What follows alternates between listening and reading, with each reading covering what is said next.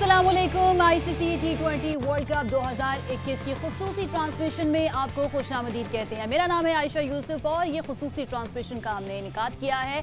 हमारे साथ मौजूद होंगे साबिक कप्तान पाकिस्तान क्रिकेट टीम और साबिक टेस्ट प्लेयर सलमान बट और तबसरे और तज्जियों के लिए इसके साथ साथ दीगर जो मेहमान हैं वो भी हमारे साथ मौजूद होंगे। तकरीबन 5 साल के बाद अगर हम कहें तो इस वर्ल्ड कप का इनेकाद होने जा रहा है। बहुत ही ज़्यादा इंतज़ार करवाया इस T20 वर्ल्ड कप ने। एक्साइटमेंट बहुत ज़्यादा है। आगाज़ हो चुका है, जो क्वालिफायर मैचेस हैं उनका आगाज़ हो चुका है। कल से इसका आगाज़ हुआ है।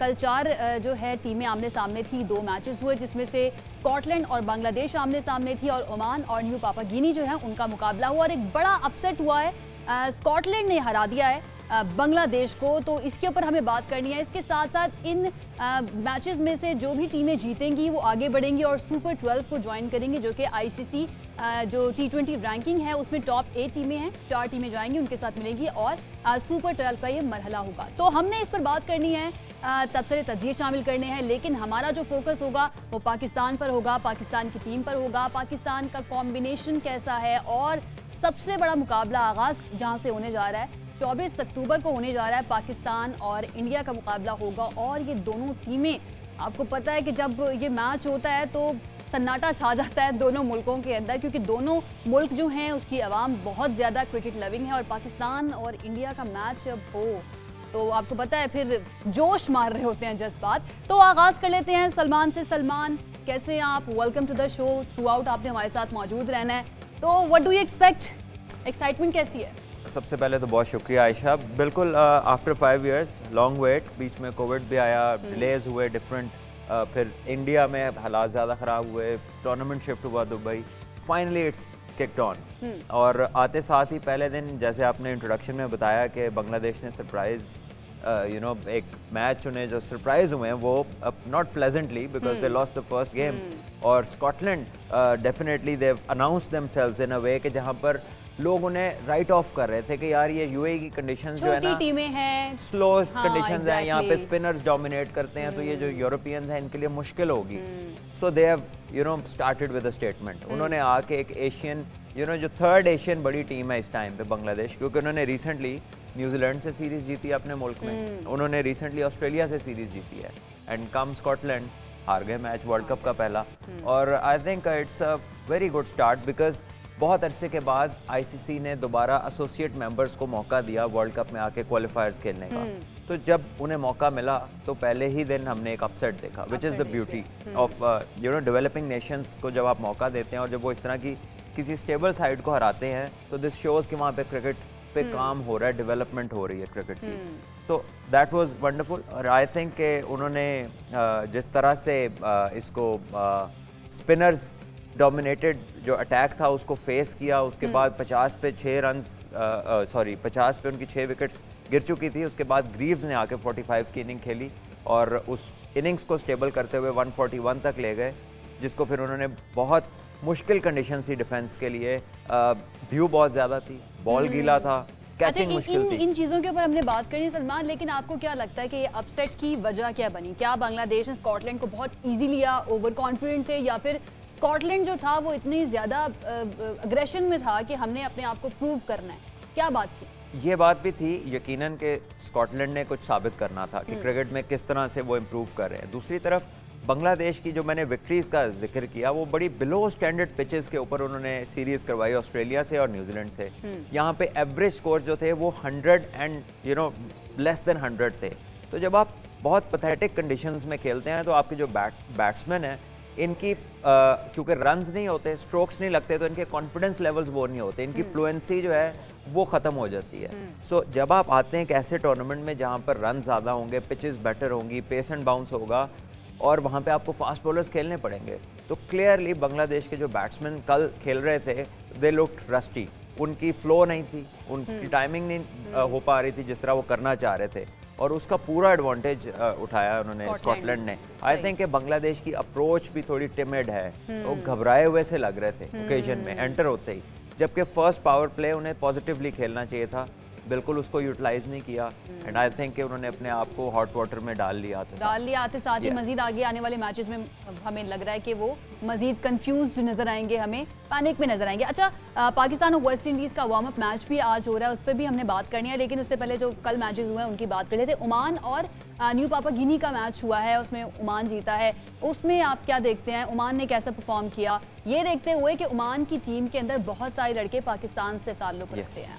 देखिए, ये जितना भी यूएई है इसके अंदर जितनी भी रिप्रेजेंटेशन है डिफरेंट स्पोर्ट्स में, स्पेशली क्रिकेट में डिफरेंट जो छोटी छोटी नेशंस हैं, उसमें आपको कंपोजिशन मिलेगी पाकिस्तानीज, इंडियंस, श्रीलंकन, बंगालीज। तो क्योंकि यहाँ पर जो लोकल्स हैं अरबिक पीपल, वो इतना क्रिकेट में आते नहीं हैं, आगे फ्रंट पर नहीं आते। तो जो यहाँ पर हमारे एक्सपेट्रिएट्स या कह लें जब पाकिस्तान इंडिया से जो लोग उधर गए हुए हैं, वो लोग फिर इधर क्रिकेट भी खेलते हैं और डिफरेंट एक्टिविटीज में होते हैं। अनफॉर्चुनेट इट इज कि हमारा जो टैलेंट है उसको दूसरे मुल्क में जाकर खेलना पड़ता है। इसका मतलब है कि पाकिस्तान के अंदर उस तरह से उनको मौका नहीं दिया जाता, तो वहां पर जाकर वो अपने ही मुल्क की टीम को टफ टाइम देते हैं। देखिए, ये तो फिर होता है दुनिया में जितने भी ममालिक हैं, जब इंडिया भी उधर ही है, क्योंकि टीम आपकी 11 की है, प्लेयर्स 15 सिलेक्ट होने हैं, तो इतने सारे लोग हैं जो यहाँ पर मेयार पे पूरा नहीं उतरते हैं, टाइम्स फिर उन्हें कहीं और जाना पड़ता है। अभी भी यूएसए में क्रिकेट ने बहुत आजकल जोर पकड़ा है और पाकिस्तान के बहुत सारे करंट डोमेस्टिक क्रिकेटर्स हैं जो ऑब्वियसली यहाँ से मायूस हो चुके थे और वो they have move to USA in a hope के शायद वहाँ से इंटरनेशनल क्रिकेट मिले। तो ये होता रहा है और ये होता रहेगा। इसको आप एक टीम से ज़्यादा एक मुल्क की टीम हो नहीं सकती, so you can't cater that. So I think कि अच्छी बात यह है कि लोगों को अपॉर्चुनिटी मिल रही है, लोगों को अपॉर्चुनिटी मिले, लेकिन सलमान कुछ इस तरह का एक प्लेटफॉर्म बनना चाहिए कि कंपटीशन इतना ज़्यादा हो जाए कि मेरिट बहुत ज़्यादा हाई हो जाए। डेफिनेटली फिर उसका आउटकम जो निकलता है वो ऐसा निकलता है कि अगली टीम को जाके आप बताते हैं कि आप किस सारे प्रोसेस से गुजर के आए हैं। आपको नहीं लगता कि इस तरह का एक प्रोसेस बनना जो है वो बहुत ज़्यादा ज़रूरी है? आई टोटली एग्री आयशा, इससे अच्छा पुटअप नहीं आप इसको कर सकती थी। लेकिन अनफॉर्चुनेटली जो हमारी अभी की रजीम है, इन्होंने तो आके हमारी जो फर्स्ट क्लास की 18 टीम्स थी वो 6 कर दी हैं, जो ग्रेड 2 की 40 से ज़्यादा टीमें थी वो भी 6 कर दी हैं। सो कहाँ एक टाइम पे 50 से ज़्यादा टीम्स खेल रही थी डिफरेंट ग्रेड 1 और 2 में, और अब टोटल आपकी 6 1 में है और 6 2 में है। सो आप समझ लें कि अपॉर्चुनिटी 75% स्क्वीज हो गई है।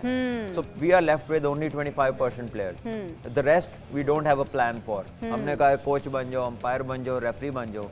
वो एक टीम का एक होता है, एक मैच के 2 अंपायर होते हैं, कितनी अपॉर्चुनिटीज है। सो हमने प्लान भी सोचे समझे बगैर ये इनिशिएट किया। अब उसके आगे हमें थोड़े दिनों में अभी आ भी गए कुछ असरात और आगे भी आएंगे। अच्छा, मैनेजमेंट इश्यूज के ऊपर भी हमने बात करनी है, हमारे पास पूरा घंटा है, इस पे हम हर पॉइंट पे बात करेंगे, लेकिन कल के मैचेस के ऊपर ही हम बात कर लेते हैं। जैसे कि आपने भी अभी कहा कि डिस्पाइट ड्यू थी, उसके बावजूद हमने स्कॉटलैंड की बड़ी अच्छी बॉलिंग भी देखी और उनकी फील्डिंग भी बड़ी अच्छी देखी। ये कैसे होता है? पाकिस्तानी टीम को जब इस तरह की कोई भी चीज़ मिल जाए, कोई भी फैक्टर इस तरह का मिल जाए, तो हम सारा जो है ना कसूर ड्यू का कर देते हैं, पिच का कर देते हैं या किसी और चीज़ का कर देते हैं। स्कॉटलैंड की टीम ने इतना अच्छा कैसे खेली? देखिए, ये प्रोफेशनल अप्रोच है। Despite of all the challenges जो आपके सामने प्रेजेंट हो, आप उसमें से तरीका निकालते हैं to survive, to do your best. और अल्टीमेटली जब आप यू फाइट फॉर एवरीथिंग, तो आपको सक्सेस आती है। हमने देखा कल पानी बहुत ज़्यादा था, ball proper, it was a wet ball, लेकिन कोई कैच नहीं छूटा। Bowling within the stumps हुई, यॉर्कर्स जो किए बड़े परफेक्ट किए, और गीले बॉल को हिट मारना आसान होता है, बांग्लादेश से हिट भी कोई नहीं लगी। सो जहाँ पर उन्होंने अपनी चीज़ें ठीक की, वहीं पर बांग्लादेश मिस द ट्रिक कि कहीं पर भी उन्होंने जो पावर हिटिंग है वो नज़र ही नहीं आई उनकी तरफ से। और प्रॉबली उसका रीज़न ये है कि जो पिछले 10 इंटरनेशनल मैच उन्होंने खेले हैं वो पुअर कंडीशन में खेले हैं, जहाँ पे हिटिंग हो ही नहीं रही थी। वहाँ पे 60 पे टीम आउट हुई, 70 पे टीम आउट हुई, 80 करके जीत गए। तो जब आप इस तरह की कंडीशंस में प्रिपरेशन करेंगे, you can't prepare for physics अगर पेपर आपका केमिस्ट्री का है। तो उनकी तैयारी ही गलत थी बेसिकली। और देखते हैं उनकी जो परफॉर्मेंस पिछले मैचेस में, पिछले इवेंट्स में रही है, वैसी ही परफॉर्मेंस लेकर वो इस आगाज उन्होंने किया। नहीं, वो गलत पिचेस के ऊपर प्रिपेयर करते रहे और अब आए हैं तो पिचेस डिफरेंट है। सही है, ठीक हो गया। अच्छा, जो क्वालिफायर्स में 8 टीमें हैं उनके बारे में बता देते हैं। ग्रुप ए में श्रीलंका है, आयरलैंड है, नीदरलैंड्स है और नमीबिया है, और ग्रुप बी में स्कॉटलैंड, बांग्लादेश, न्यू पापा गिनी और ओमान है। अब इन दोनों ग्रुप्स में से 2-2 टीमें आगे बढ़ेंगी और आगे बढ़कर वो सुपर 12 का हिस्सा बनेंगी। तो आपको क्या लगता है सलमान, कौन सी टीमें ऐसी हैं, 4 टीमें जो आगे जाके सुपर 12 का हिस्सा बन सकती हैं? आई थिंक यहाँ से एक्सपेक्ट तो आप यही कर रहे थे कि बांग्लादेश को जाना चाहिए और वन ऑफ दोज ओमान या स्कॉटलैंड में से एक, बट बांग्लादेश ने ऑलरेडी अपने आप को मुश्किल में डाल लिया है और स्कॉटलैंड भी मैच जीत गई है, एक ओमान भी जीत गई, तो ये हो सकता है कि 3 टीमें 2-2 मैचेस जीत जाएं और फिर रन रेट पे बात आए। और रन रेट भी ओमान का बहुत अच्छा है, उन्होंने 14 ओवर्स में 131 चेज करके without any loss of wickets तो मैच जीता है, जिससे बड़ा कॉम्प्रिहेंसिवली रन रेट बेहतर होता है। सो आई थिंक बांग्लादेश को काफ़ी फाइट करनी पड़ेगी। दूसरी तरफ नामीबिया की टीम अच्छी है, जो अगर हम दूसरे पूल की बात करें उसमें डेविड वीजे भी खेल रहे हैं जो लाहौर कलंदर्स को रिप्रेजेंट करते हैं, वो सारे सर्किट्स में खेलते हैं, so they have a pretty decent team.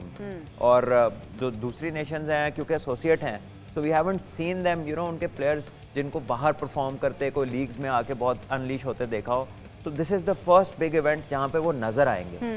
तो जब उनका 1-1, 2-2 मैच गुजरेंगे then will be able to analyse कि कौन आगे पोटेंशियल रखता है जाने की। इस ग्रुप में तो अभी तक बांग्लादेश को हम सोच रहे थे बड़ा अच्छा खेलेगी, लेकिन पहले मैच में बिल्कुल ऐसे ही। अच्छा, T20 के बारे में कहा जाता है कि डे टू डे परफॉर्मेंस पे बात होती है, जो अच्छा परफॉर्म करती है टीम वही आगे बढ़ जाती है। तो आपको ये लगता है कि ये जो टीम्स हैं ग्रुप ए और ग्रुप बी में क्वालिफाइड, ये टीमें आगे जाके टॉप 8 टीम्स को कोई टफ टाइम दे सकती हैं या कोई अपसेट कर सकती हैं?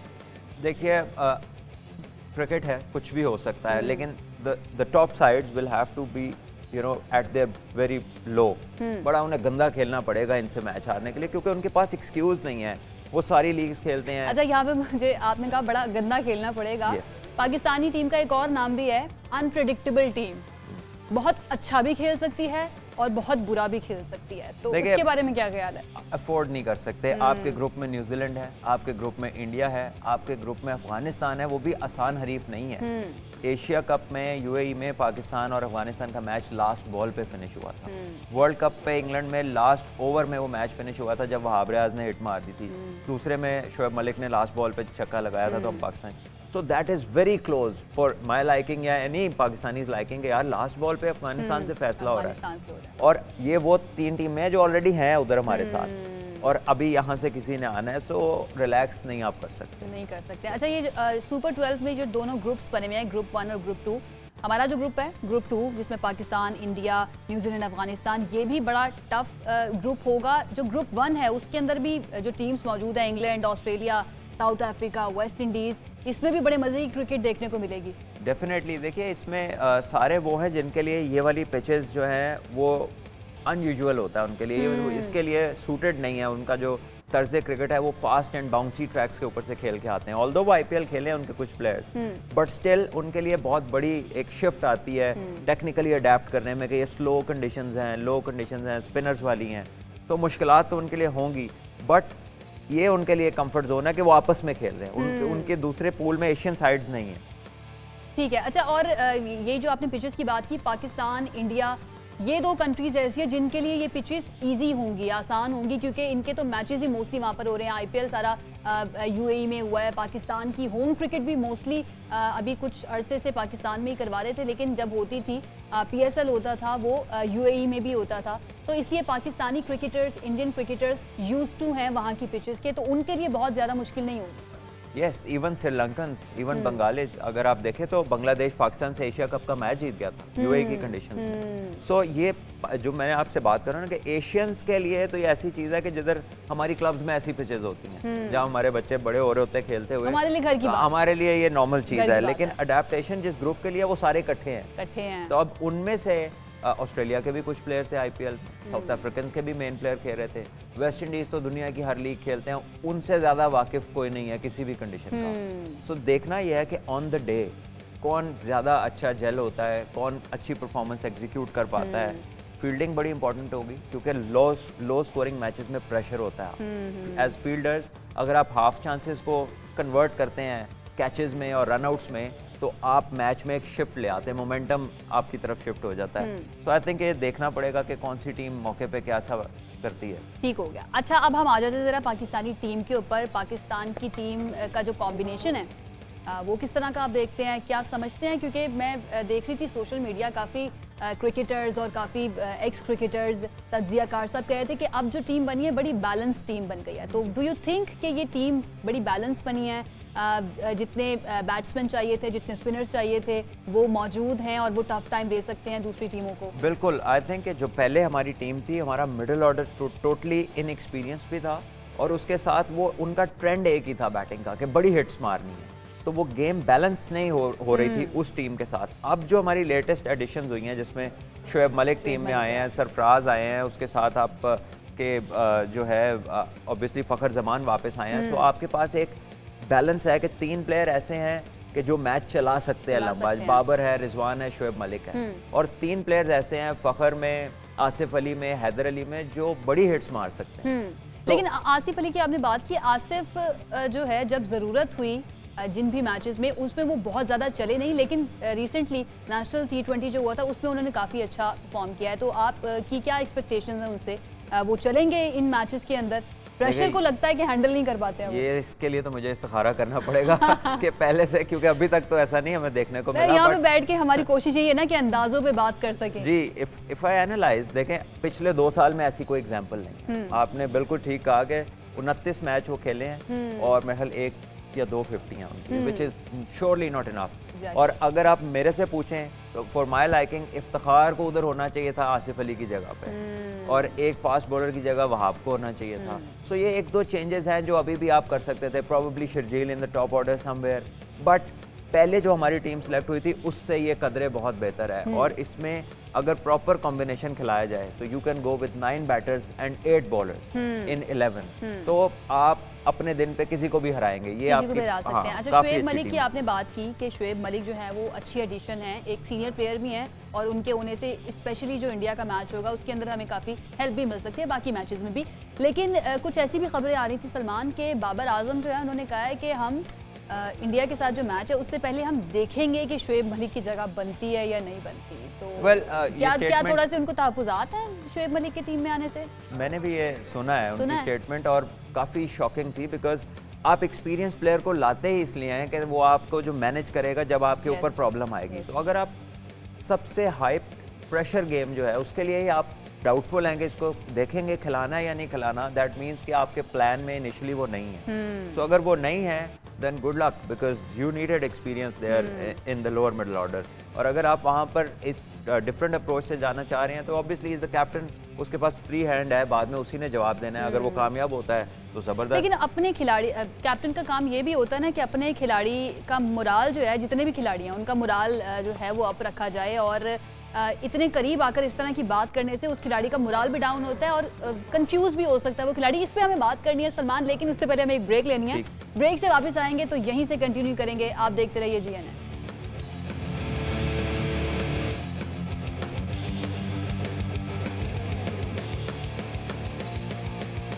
Welcome back. ICC T20 world cup की खुसूसी ट्रांसमिशन में आपको एक मरतबा खुशामदीद कहते हैं। मेरे साथ सलमान मौजूद हैं, उनसे हम बात कर रहे थे ब्रेक पर जाने से पहले। सलमान के इतने करीब आकर इतने बड़े इवेंट के इस तरह की बात कर देना कि हम देखेंगे कि शोएब मलिक को खिलाना है, उनकी जगह बनती है या नहीं बनती, अपने ही खिलाड़ी के साथ इस तरह का सलूक और अपने ही खिलाड़ी का कॉन्फिडेंस शेक कर देना, मैं इसको कहूँगी। तो आपको लगता है कि ये एक्सपेक्ट किया जाता है एक कैप्टन से? देखिए आप, ये ट्रेंड है ऊपर से ऐसा चल रहा है। जिस दिन पाकिस्तान की टीम अनाउंस की, चीफ सिलेक्टर थे मोहम्मद वसीम, और जब उन पे तनकीद हुई उनकी बनाई हुई टीम पे, तो उन्होंने कहा अभी 10 तारीख तक बदल सकते हैं विद इन बाबर ने कहा फ्यू मिनट्स। नहीं, चीफ सिलेक्टर मोहम्मद वसीम ने। अच्छा, उन्होंने कहा कि ये 10 तारीख 10 अक्टूबर तक हम बदल सकते हैं, कोई ऐसी बात नहीं है।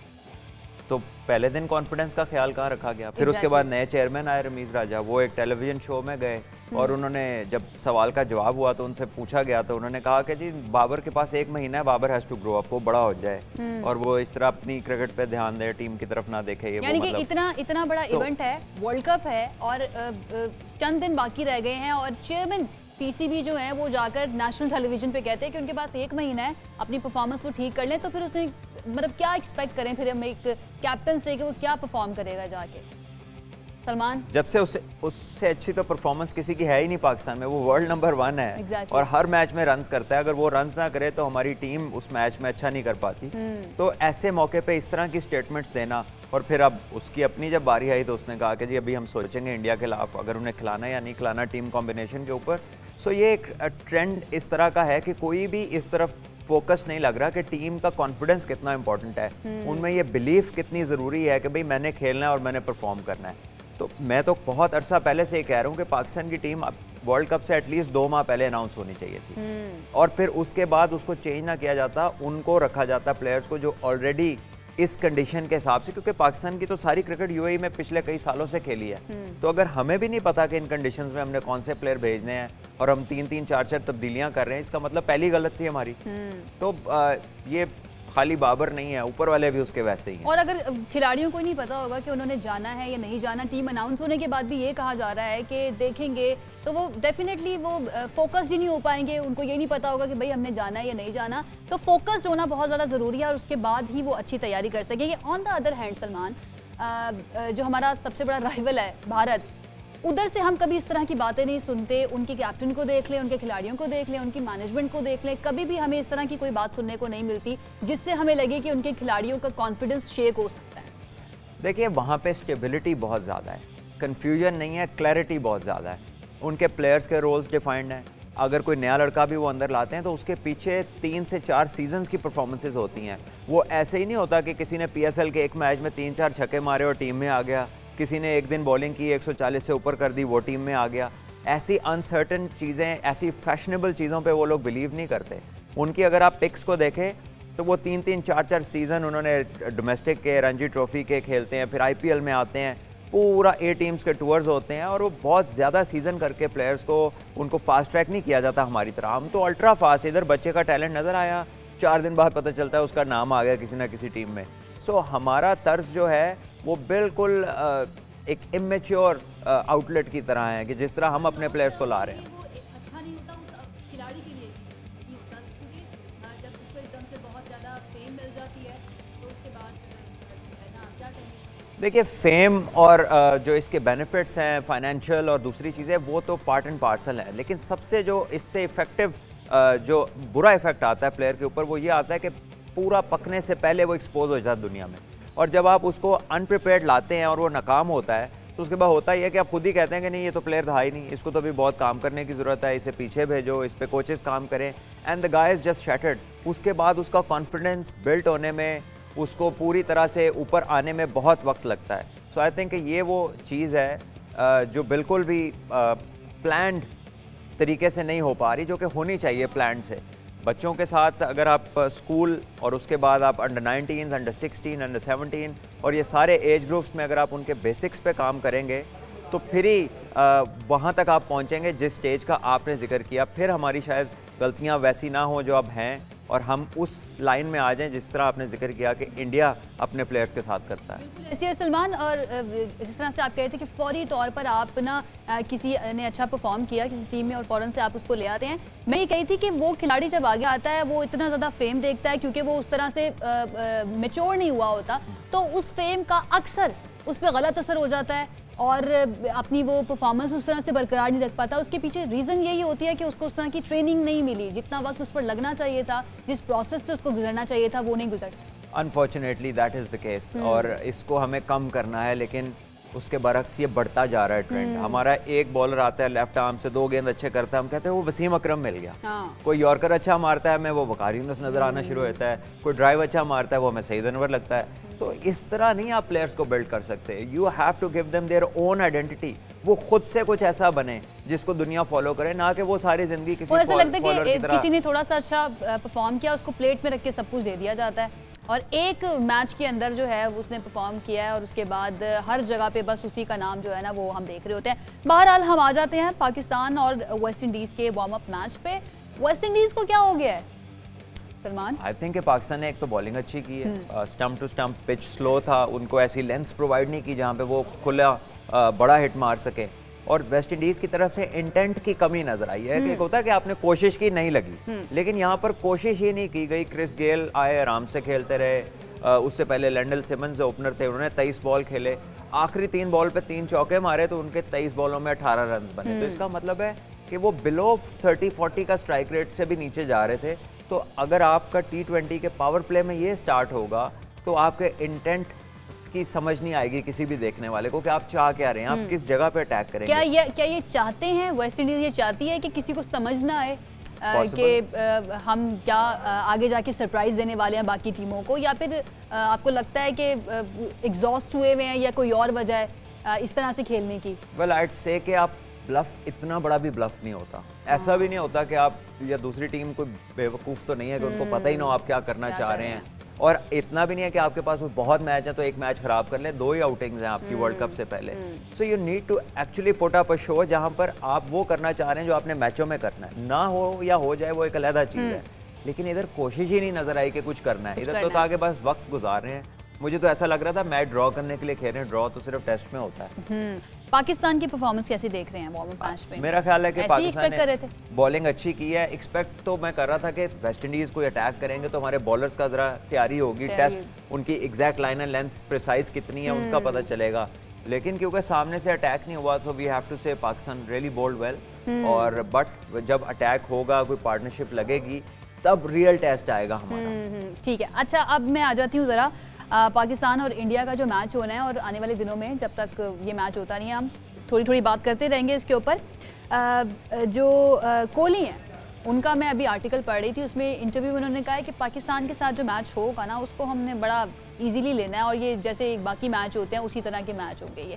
तो ये अपने उनके ऊपर जो प्रेशर है उसको ये प्रिटेंड करना चाह रहे हैं कि हम इतना कोई उसको सीरियसली लेंगे, या फिर वाकई में वो ऐसे ही इसको हैंडल करते हैं इस तरह के प्रेशर को? एग्जैक्टली जैसे आपने इसको डिफाइन किया ना कि अपना प्रेशर उतार रहे हैं। सो ये जब हाइप बिल्ट होती है मीडिया में, हर बंदा मिलने वाला, क्रिकेट से रिलेटेड बड़ा हाईली एंटिसिपेटेड ये अफेयर है पाकिस्तान इंडिया, और दुनिया में इससे ज़्यादा ऑप्टिक्स किसी गेम के नहीं है। सो डजंट मैटर कि कोहली क्या कहते हैं, but we know and they know inside themselves कि ऐसा नहीं है। इस मैच की एक रेकनिंग है। अगर पाकिस्तान जीत जाता है ये मैच तो आपको खुद ही नजर आ जाएगा। इसीलिए तो सुपर 12 का ये जो मैच है, पहला मैच यही रखा गया पाकिस्तान और इंडिया का, क्योंकि सबको पता है कि सबसे ज्यादा यही मैच दुनिया भर में देखा जाता है। मोस्ट एंटिसिपेटेड होता है। आम मैचों के जो टिकट्स हैं वो 26 मिनट में सोल्ड आउट नहीं होते। तो सबसे पहली बात तो ये उन्होंने कहा कि अच्छा, कोहली ने भी ये उसने कहा कि टिकट महंगे हैं, यही फर्क है। दोस्त कह रहे हैं कि टिकट दे दो, मैंने तो सबको मना कर दिया। तो वो अपनी ही बात में बता गए कि ये कितना बड़ा मैच है। बिल्कुल, क्योंकि किसी भी और मैच के साथ इस तरह नहीं हुआ। ऑस्ट्रेलिया इंग्लैंड का भी मैच है, बाकी भी बड़ी टीम्स हैं,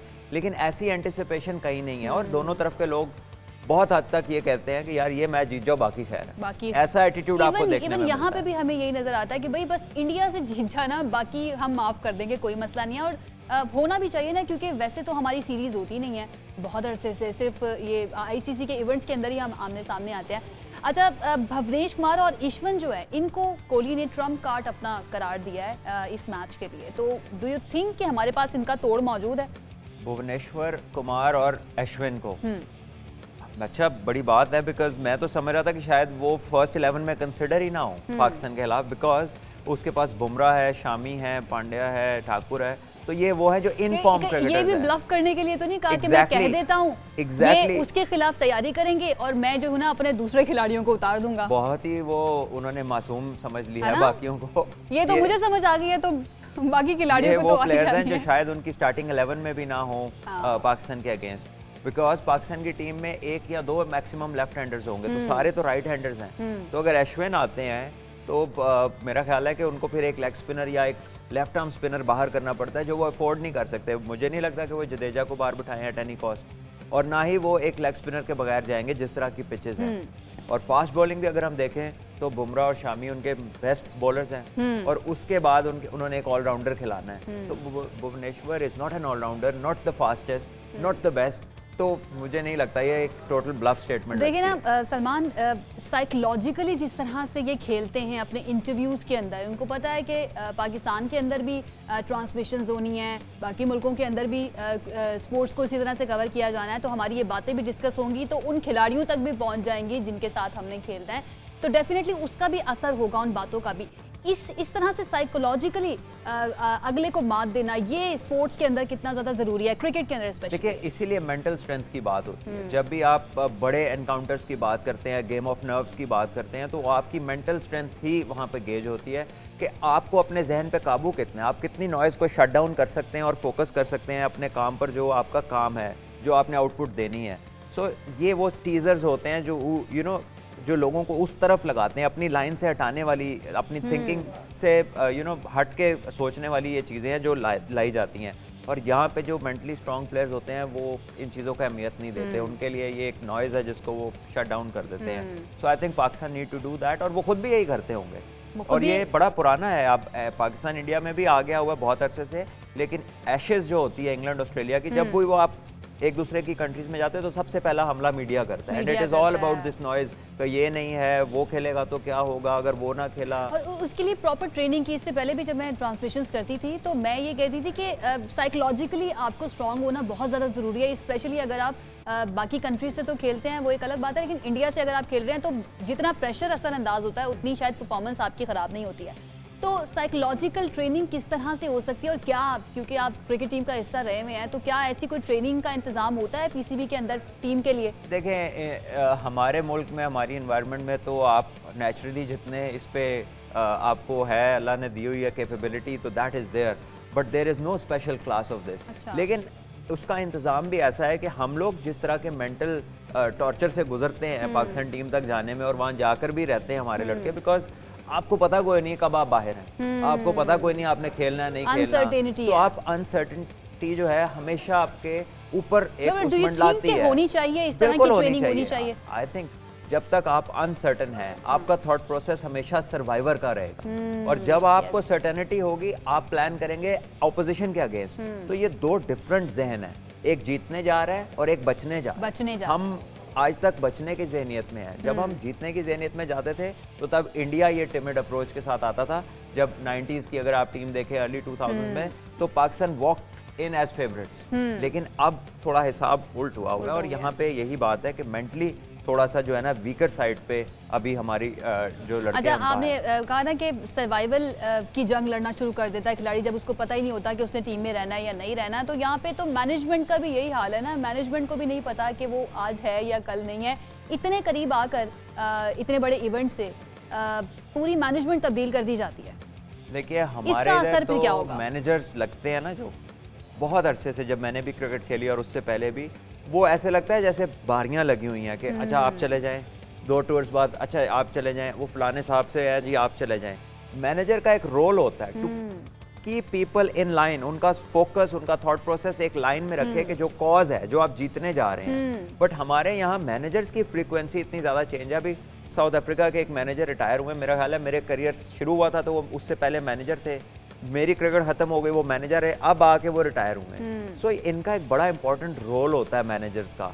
बट हमारा अनफॉर्चुनेटली दिस एनवायरनमेंट जो आप बता रहे हैं ना कि बारियां लगी हुई हैं कि इसमें आप चले जाइएगा, अगले टूर में आप चले जाइएगा, तो तफरी करने के लिए इसका मतलब है ये स्पेशलाइज्ड मैनेजर्स कोई नहीं है, यानी किसी को भी आप मैनेजर लगा देते हैं, किसी को भी बना देते हैं। इनके नजदीक कोई भी जो है ना टीम को मैनेज कर सकता है, जिसके लिए कुछ उसमें अच्छे लोग भी आए, लेकिन उन्हें भी आए और 2-4 टूर्स बाद गायब हो गए। आप उनको स्टेबल रखते ही नहीं। पॉलिटिक्स जो है ना, वो जब खेल के अंदर आ जाए, स्पेशली जिस वक्त टीम बन रही होती है, टीम ने प्रैक्टिस करनी होती है, पूरा कॉम्बिनेशन बन रहा होता है, तो वो आकर जितनी ज़्यादा तबाही मेरे ख्याल से करती है ना, उतनी परफॉर्मेंस वाइज आपको नज़र नहीं आती है।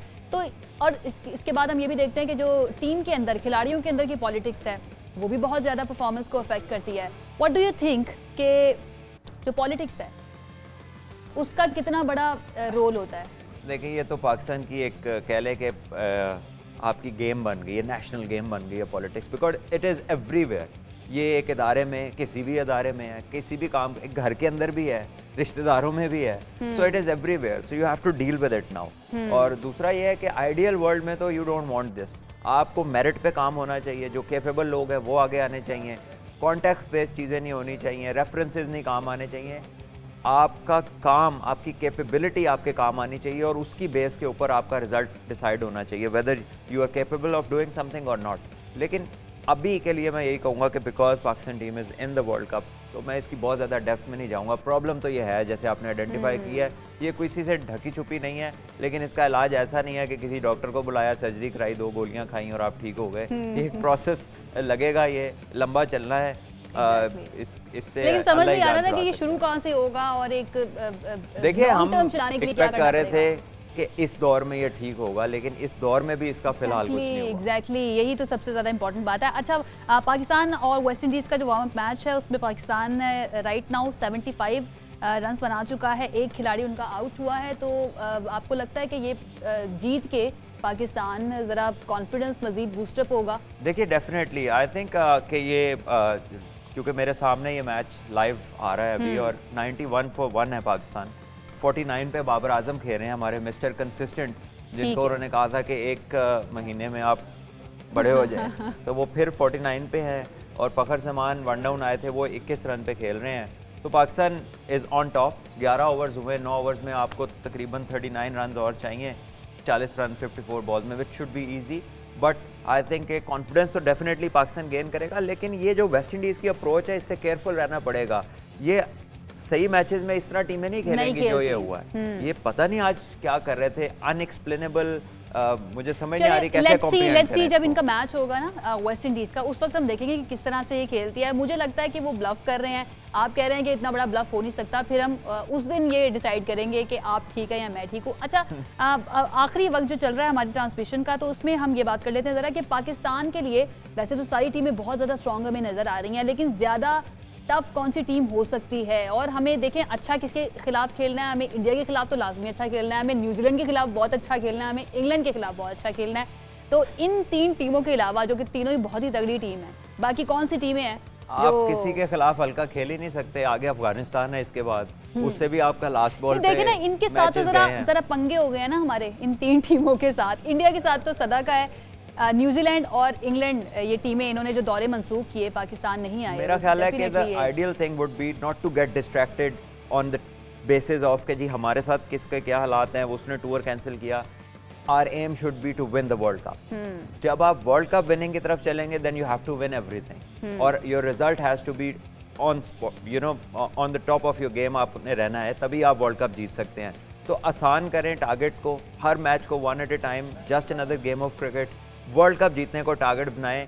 ये टारगेट जो ऑपरेशन है ना टारगेटेड, इसको अपनी गुफ्तगू से टीम में निकालना चाहिए। हम इंसान है ना, खिलाड़ी भी इंसान है, तो ये जो चीज़ है ना, जब किसी ने आपके साथ बुरा किया होता है ना और दोबारा मुकाबले का वक्त आता है, तो वो चीज़ भी कहीं ना कहीं बैक ऑफ द माइंड आपकी होती है कि भाई तुमने मेरे साथ ये किया था ना, अब मैं तेनू दसांगा। बहरहाल जी, वक्त हमारी ट्रांसमिशन का ख़त्म हो चुका है। हम हर रोज़ हाज़िर खिदमत होंगे कुछ तबसरों और तज्जियों के साथ। जाते जाते ज़रा बता देते हैं आपको कि अभी तक 6 एडिशन जो हैं, 7 एडिशन जो हैं वो हो चुके हैं। 2007 में इंडिया ने जीता था, 2009 में पाकिस्तान ने जीता था, 2010 में इंग्लैंड, 2012 में वेस्ट इंडीज़, 2014 में श्रीलंका और 2016 में वेस्ट इंडीज़। यानी कि वेस्ट इंडीज़ 2 मरतबा ये वर्ल्ड कप जीत चुकी है। ये वर्ल्ड कप कौन जीतेगा, आप और हम एक साथ मिलकर इसको विटनेस करेंगे। इस ट्रांसमिशन से इतना ही। मुझे और सलमान को दीजिए इजाज़त। आपसे मुलाकात होगी कल। अल्लाह हाफ़िज़।